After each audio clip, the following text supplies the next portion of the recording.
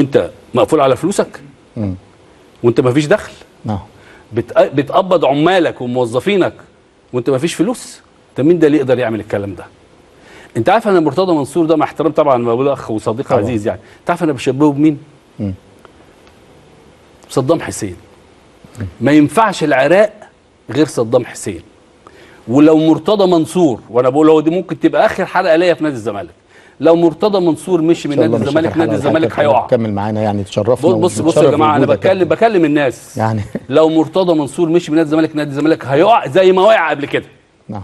وانا ليا فيديو يا ريت يا جماعه تجيبوه، قلت مع اسلام صادق نعم. الصديق العزيز. نعم. قلت بقى في ذكر في نادي الزمالك اسمه مرتضى منصور بقى يشتري زينا، بقى ينافس فينا، بقى ياخد صفقه. هي دي القياده، هو ده القائد. مش هستخبى تحت السرير، مش على بره، لا لازم اواجه.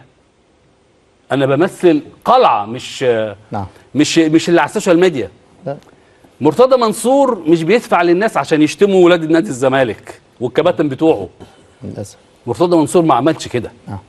مرتضى منصور بشوف بعيني ولاد نادي الزمالك اقل واحد ربنا يبارك له بياخد مبلغ وقدره، وانا بشتغل هنا عشان ده اكل عيشي، اكل عيش ولادي. نعم. لا بعت ارض ولا خدت ارض ولا خدت سماد ولا بعت لعيبه ولا سمسرت في لعيبه ولا تهزأت من سمساره ولا تهزأت، خلي بالك من الجمله. نعم. ولا تهزأت من سمساره.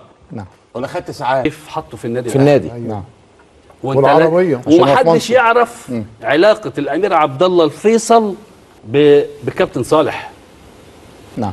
محدش يعرفها، وما كانش حد يعرف الامير عبد الله يرحمه حسين كان بيعمل ايه في النادي الاهلي. نعم. هو ده صالح سليم اللي ربانا، هو ده صالح سليم. النقطه الثانيه الاهم، اللي بيجيب الفلوس للنادي الاهلي مش هم، اسم النادي الاهلي. نعم. هو اللي بيجيب فلوس، زي بالظبط زي ما كنت بقول زمان ايام من انجح رؤساء النادي اللي جم في تاريخ مصر حسن حمدي. النادي الاهرام هو اللي كان بيستفاد من النادي الاهلي، ما كناش بنستفاد من الاهرام بحاجه. احنا خدنا 75 مليون، الاهرام جاب 380 مليون، يبقى مين اللي استفاد؟ الوكاله نفسها. وده كان اعتراضي على ان يروح حسن حمدي ياخد يبقى الاهرام الراعي بتاعنا. طب ما يا حسن زي ما كنت بقول طبعا مع احترامي الشديد ليه، طب ما تعمل لجنه وادي كل واحد 100,000 جنيه في الشهر والفلوس دي تخش النادي، بدل ما يخش 75 يخش 380 اللي راحوا للاهرام. يبقى انا كده بكره النادي الاهلي؟ لا. يبقى انا مش عارف ايه. الحته الاخيره اللي مش عايز اكتر فيها، من اول القائد لحد اصغر واحد لسه بيتولد في بطن امه هيتولد النهارده. حته الوطنيه ونموت عشان البلد. طبعا طبعا. ولادنا في الجيش ماتوا عشان البلد. نعم. شرطتنا في البلد ماتوا عشاننا. نعم. عشان احنا قاعدين دلوقتي هم دول اللي دفعوا الثمن. لما مرتضى منصور اللي بيسخن الدنيا وبيولع الدنيا يروح قطر بعد سنين واللعيبه تقلع الجاكيت، نلاقي مين تحت الفانيلا؟ صوره الرئيس السيسي، الرئيس الجمهوريه في عز الازمه مع الاخوه الاشقاء. نعم. في قطر. نعم. احنا رحنا عملنا ايه في قطر؟ النادي الاهلي اللي هو اكبر شعبيه في العالم العربي كله، بيب بيب وابو تريكه. انا بعشق ابو تريكه على فكره، انا بعشق ابو تريكه على المستوى الشخصي كلاعب كوره، كلاعب بعيدا عن توجهه واخلاقياته. نعم. ودايما كنت بقول عليه الانسان. لكن بعد السنين دي كلها وما حدث فينا من المفروض احنا يعني مش عايزين نعيد المواضيع، على الاقل تقول يا اخي تحيا مصر. نعم. الناس تقول سيسي. نعم. لكن احنا ما عملناش ده، او احنا ما عملناش ده. مرتضى منصور اللي لقيت لي الفانيلات، انا من يعني مش عايز اقول لك انا عملت ايه لما شفت لعيبه نادي الزمالك وعليها صوره رئيس. كلمني ناس من الاجهزه المعنيه، يا كابتن مصطفى ينفع يا كابتن مصطفى اللي بيحصل ده؟ يحصل يا كابتن مصطفى تروحوا قطر مفيش علم مصر يترفع؟ نعم. علم مصر ما ترفعش في قطر؟ الحته الوطنيه الراجل اتعمل في اللي ما يتعملش في حد. نعم. والراجل بيقول البلد. انا شخصيا نعم. اكتر واحد دافع عن البلد دي من لعيبه الكوره او الاعلام الرياضي انا طبعا. وانا قاعد في بيتنا، طبعا. ولا يفرق معايا، بلدنا اهم مني ومن مليون زيي. طبعا. هي دي الوطنيه ودي الجدعنه. نعم. انا بقعد اسمع المستشار ببقى سعيد جدا. نعم. مع ان دي مش شخصيتي. نعم. وانا مش كده اصلا. نعم. وماليش دور في القعده ده بعد ما بنخلص، لكن انا قاعد بسمع واحد ازاي بيدافع عن الكيان بتاعه.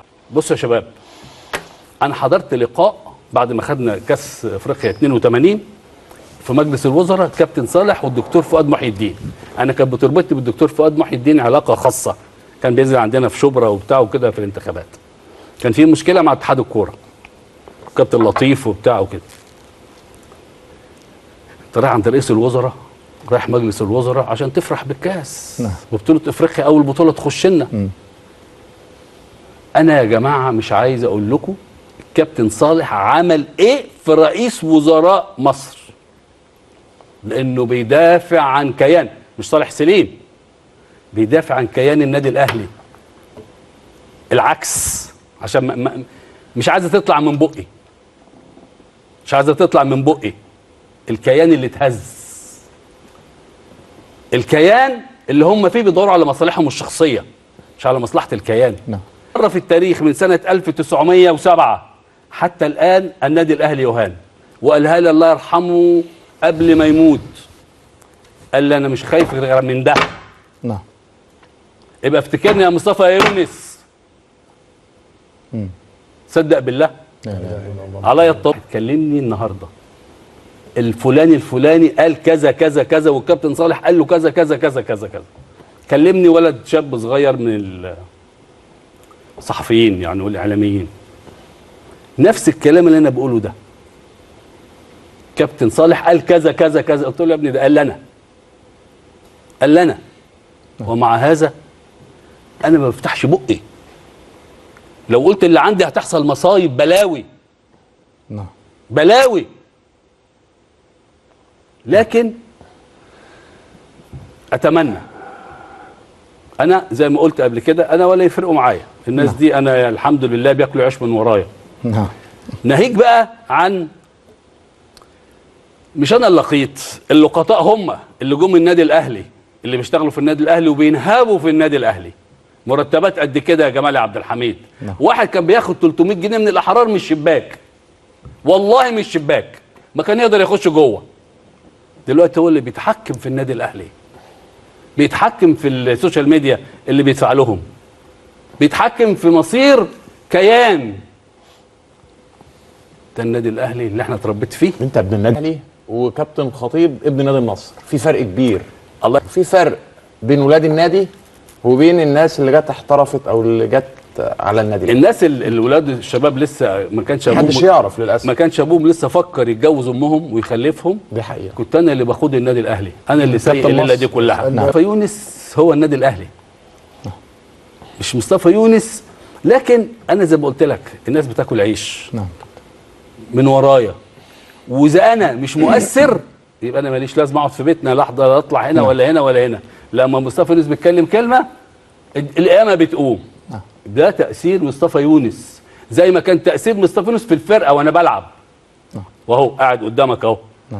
فعايز اقول للناس، ما حدش هيحب النادي الاهلي قدي. كنت مشيت وراهم يا جمال عبد الحميد. أيوة. وطبلت وسقفت وعشان كده وقبضت. صح. أيوة. لكن انا مش كده. ان انا بسمع واحد وطني بيحافظ على كيان فرقته، على ناديه، بقى ليه تقل في مصر وفي افريقيا وفي عالمنا العربي. اسمه مرتضى منصور. لا واحنا